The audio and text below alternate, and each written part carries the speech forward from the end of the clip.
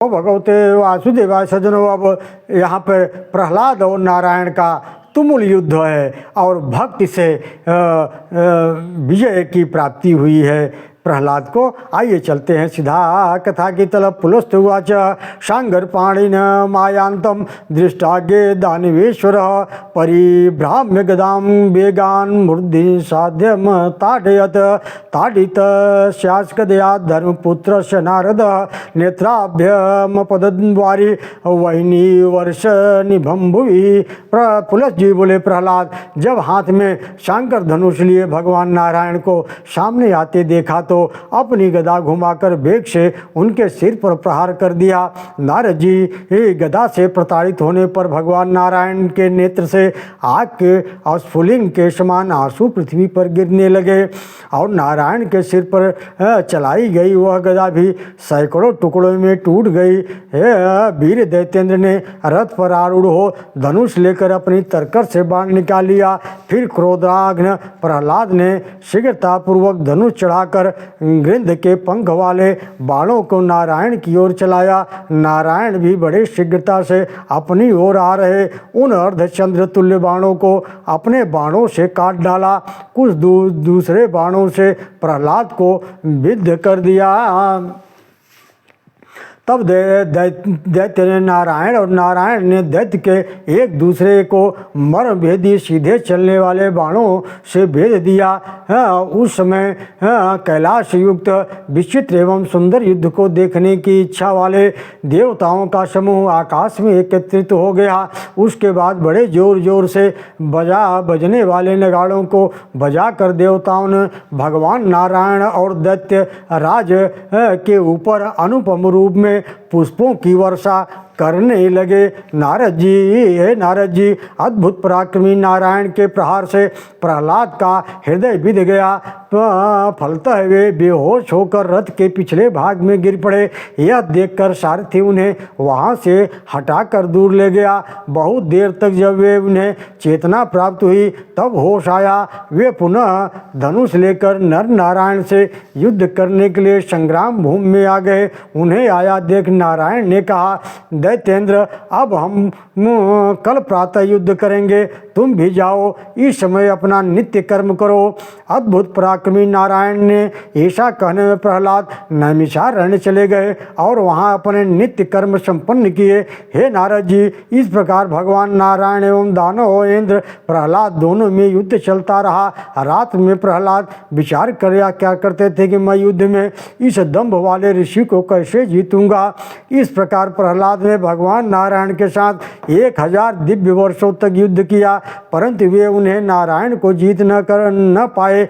फिर 1000 दिव्य वर्षों के बीत जाने पर पुरुषोत्तम नारायण को न जीत सकने पर प्रहलाद ने वैकुंठ में जाकर पीत वस्त्रधारी भगवान विष्णु से कहा, हे देवेश, मैं सरलता से साध्य नारायण को आज तक क्यों न जीत पाया। आप मुझे इसका कारण बताइए। पीतवास उवास दुर्जयोषो महाबाहोस्त्वस्या प्रहलाद धर्मज साध्यो विप्रवरो धीमान मृधे देवासुरैरपि। पीत वस्त्रधारी भगवान विष्णु बोले, प्रहलाद, महाबाहु धर्मपुत्र नारायण तुम्हारे द्वारा दुर्जेय हैं। वे ब्राह्मणों में श्रेष्ठ ऋषि परम ज्ञानी हैं। वे सभी देवताओं एवं असुरों से भी युद्ध में नहीं जीते जा सकते। प्रहलाद ने कहा, हे देव, मुझसे जीते नहीं जा सकते तो मैंने जो प्रतिज्ञा की है उसका क्या होगा। मुझ जैसा व्यक्ति हीन प्रतिज्ञ होकर कैसे जीवित रह सकता है। अब मैं आपके सामने अपने शरीर की शुद्धि कर लूँगा। पुलस्त्य जी बोले, भगवान से ऐसा कहकर दानवेश्वर प्रहलाद सिर से पैर तक स्नान करके वहाँ बैठ गए और ब्रह्म गायत्री का जप करने लगे। उसके बाद पीताम्बरधारी विष्णु ने प्रहलाद से कहा, हाँ तुम जाओ, तुम उन्हें भक्ति से जीत सकोगे, युद्ध से नहीं जीत सकते हो। प्रहलाद बोले, हे देवाधिदेव, आपकी कृपा से मैंने 3 लोकों तथा इंद्र को भी जीत लिया। इन धर्मपुत्र की बात ही क्या है। इस पर भगवान विष्णु बोले, दानव श्रेष्ठ, वस्तुतः नारायण रूप में मैं ही वहाँ उपस्थित हूँ। पीतवासा उवाच, सोहम दानव शार्दूल लोकानां हितकाम्यया धर्मं प्रवर्त्यायुतं तपश्चर्या समास्थितम् तस्माच्छद्यश्चेयं तामारधय दानवः तं परेजेष्यते भक्ता तम शुश्रुत धर्मज। भगवान बोले, मैं ही नारायण के रूप में वहाँ हूँ। मैं ही जगत की भलाई की इच्छा से धर्म प्रवर्तन के लिए उस रूप में तप कर रहा हूँ। इसलिए प्रहलाद, यदि तुम विजय चाहते हो तो मेरे उस रूप की आराधना करो। तुम नारायण को भक्ति द्वारा ही पराजित कर सकोगे। इसलिए धर्मपुत्र नारायण की आराधना करो। इसी अर्थ में वे सुसाध्य हैं। पुलस्त्यवाच इत्युक्त पीतवासेन दानवेन्द्रो महात्मनः अब्रवीद्वजनम निदृष्टम समाहूयान्धकम मुने। पुलस जी बोले, मुने, भगवान विष्णु के ऐसा कहने पर प्रहलाद प्रसन्न हो गए। फिर उन्होंने अंधक को बुलाकर कहा। प्रहलाद जी बोले, अंधक, तुम दैत्यों और दानवों का प्रतिपालन करो। मैं यह राज्य छोड़ रहा हूँ, तुम इसे ग्रहण करो। इस प्रकार कहने पर जब हिरण्याक्ष के पुत्र राज्य को स्वीकार कर लिया, तब प्रहलाद पवित्र बद्रिकाश्रम में चले गए। वहाँ उन्होंने भगवान नारायण तथा नर को देखकर हाथ जोड़कर उनके चरणों में प्रणाम किया। महातेजस्वी भगवान नारायण ने उनसे कहा, महासुर, मुझे बिना जीते ही अब तुम यहाँ क्यों प्रणाम कर रहे हो। ओम नमो भगवते वासुदेवाय।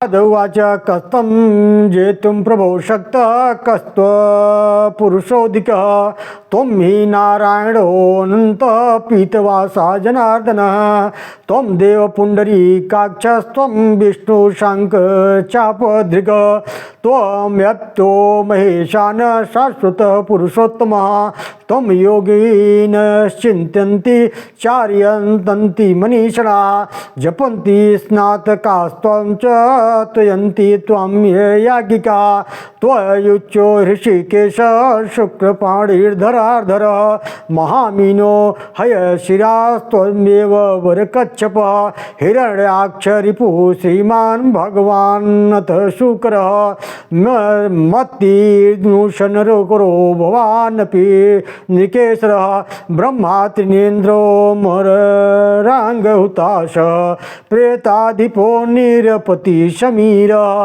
सूर्यो मृगांको चलजंगमाद्यो भवान विभो नाथ खटेन्द्र केतो त्वं पृथ्वी ज्योतिराकाशं जलं भूत्वा सहस्रशः त्वया व्याप्तं जगत्सर्वं कस्त्वां चेष्वति माधव भक्त्वां यदि तोषमेषि जगद्गुरो न्यान्यतां त्वं प्रयक्षोषि चेतु सर्वगताभ्यं। प्रहलाद बोले, हे प्रभु, आपको भला कौन जीत सकता है, आपसे बढ़कर कौन हो सकता है। अनंत नारायण पीताम्बर जनार्दन आप ही हैं। आप ही कमलनयन शंकर धनुषधारी विष्णु है। आप अव्यक्त महेश्वर शाश्वत परम पुरुषोत्तम है। आप हिरण्याक्ष दैत्यों का वध करने वाले ऐश्वर्य युक्त भगवान आदि वराह आप ही हैं। आप ही मेरे पिता को मारने वाले भगवान नरसिंह हैं। आप ब्रह्मा शिव इंद्र अग्नि यम वरुण वायु हैं।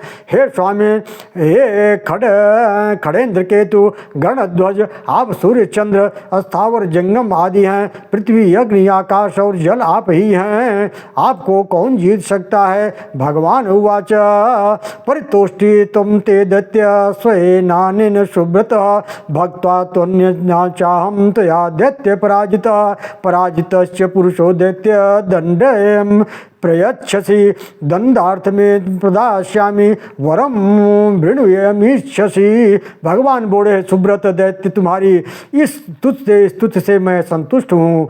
अनन्य भक्त से तुमने मुझे जीत लिया है। पराजित पुरुष विजेता को दंड के रूप में कुछ देता है, परंतु मैं तुम्हारे दंड के बदले मैं तुम्हें वर दूंगा, तुम इच्छित वर मांगो। प्रहलाद जी बोले, हे नारायण, मैं आपसे वर मांग रहा हूँ, आप उसे देने की कृपा करें। हे जगन्नाथ, आपके नर के साथ युद्ध करने में मेरे शरीर, मन, वाणी से जो भी पाप अपकर्म हुआ हो वह सब नष्ट हो जाए, आप मुझे यही वर दें। नारायण ने कहा, हे दैत्येंद्र, ऐसा ही होगा, तुम्हारा पाप नष्ट हो जाएगा। हाँ प्रहलाद, अब तुम दूसरा वर भी मांग लो, मैं उसे तुम्हें दे दूंगा। प्रहलाद बोले, हे भगवान, मेरी जो भी बुद्धि हो वह आप में ही संबद्ध हो तथा देव पूजा में लगी रहे। मेरी बुद्धि आपका ही ध्यान करे और आपके चिंतन में ही लगी रहे। ओम नमो भगवते वासुदेवाय। नारायण उवाच, एवं भविष्यन्त सुरः वरमन्यमीच्छसि त्वं वृणीष्व महाभागो प्रदास्याविचारयन्। नारायण ने कहा, प्रहलाद, ऐसा ही होगा महाबाहो, तुम एक और अन्य वर भी जो तुम चाहो मांगो, मैं बिना विचारे ही, बिना अदेय का विचार किए ही वह तुम्हें दे दूंगा। प्रहलाद ने कहा, त सर्वमेव मया लब्धम त्वत्प्रसाद ददोक्षज त्वत्पाद पंकजाभ्याम ही ख्यातिरस्तु सदा मम। प्रहलाद ने कहा, हे अधोक्षज, आपके अनुग्रह से मुझे सब कुछ प्राप्त हो गया, आपके चरण कमलों से मैं सदा लगा रहूं, ऐसे ही मेरी प्रसिद्धि हो, अर्थात मैं आपके भक्त के रूप में ही चर्चित हो। नारायण ने कहा, ऐसा ही होगा, इसके अतिरिक्त मेरे प्रसाद से तुम अक्षय, अविनाशी, अजर और अमर हो गए। दैत्य श्रेष्ठ, तुम अपने घर जाओ और सदा धर्म कार्य में रत रहो। मुझ में मन लगाए रखने से तुम्हें कर्म बंधन नहीं होगा। उन दैत्यों पर शासन करते हुए तुम शाश्वत सदा बने रहने वाले राज्य का पालन करो। दैत्य, अब तुम अपनी जात की अनुकूल श्रेष्ठ धर्म का अनुष्ठान करो। पुलुस जी बोले, लोकनाथ के ऐसा कहने पर प्रहलाद ने भगवान से कहा, जगत गुरु, अब मैं छोड़े हुए राज्य को कैसे ग्रहण करूं? इस पर भगवान ने उनसे कहा, तुम अपने घर जाओ, दैत्य एवं दानवों को कल्याणकारी बातों का उपदेश करो। नारायण के ऐसा कहने पर वे दैत्य नायक प्रहलाद परमेश्वर को प्रणाम कर प्रसन्नता पूर्वक अपने नगर निवास स्थान चले गए।